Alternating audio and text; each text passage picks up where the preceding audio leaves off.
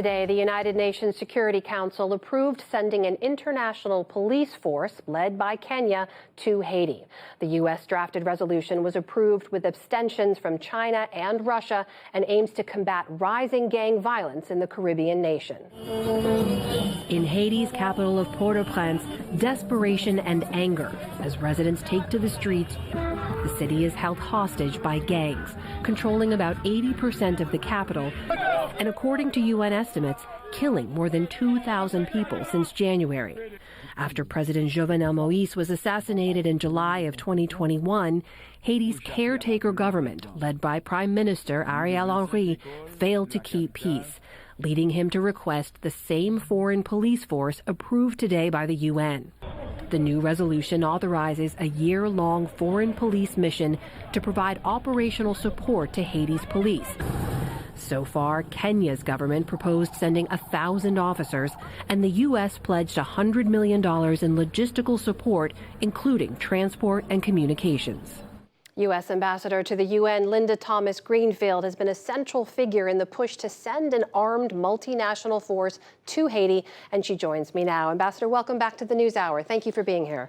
Good. Thank you very much. Delighted to be with you. So this is a Kenyan-led force. We should note that the U.S. and Brazil are the two largest nations in the Americas, have previously sent forces to Haiti in years past. Why aren't either offering up peacekeeping troops right now? This was an initiative that was taken by the Haitian government with the support of the Secretary General, asking for this multinational mission to step in and help Haiti deal with the gang violence. And the U.S. has been a strong supporter of this. Kenya stepped up to the plate and offered to be of assistance, and we are backing them with over $100 million in assistance, as well as additional logistical support.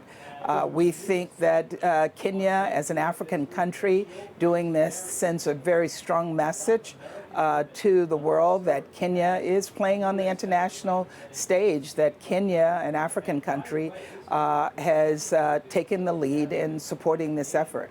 We know these international forces are meant to support and empower the Haitian police. I have to say, Gary Pierre-Pierre, who's an award-winning journalist with the Haitian Times, told us the police force itself is compromised. Here's what he said.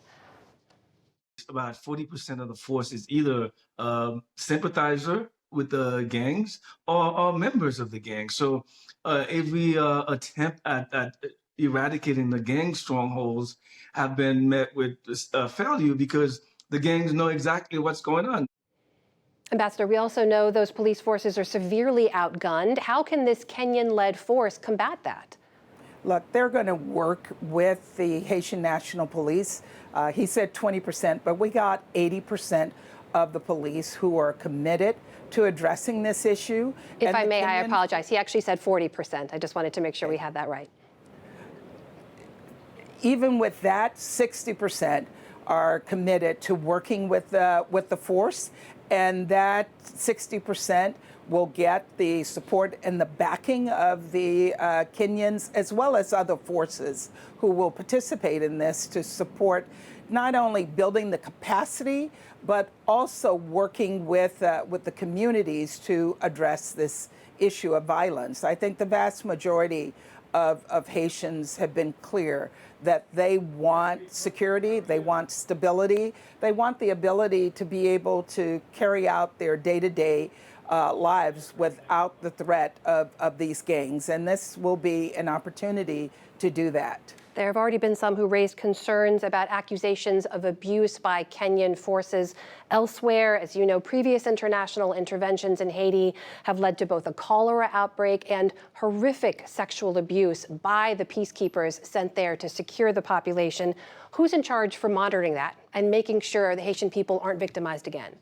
Well, look, this resolution actually builds in very, very strong language on vetting, on accountability, and on monitoring what will be happening on the ground. The Kenyans have participated in international peacekeeping forces before.